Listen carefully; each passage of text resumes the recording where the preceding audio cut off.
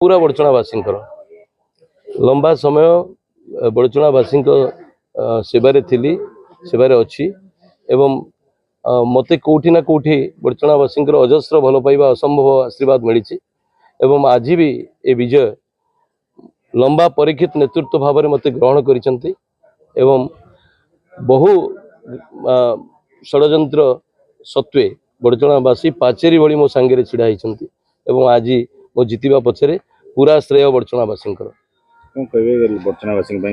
guarantee रखते आगामी दिन में कौन कि ग्यारंटी मु तो गोटे कथा कहबी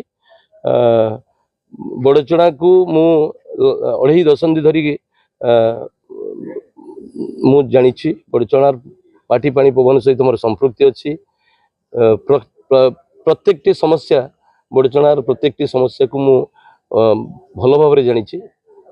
एवं सुजोग आसी से समस्या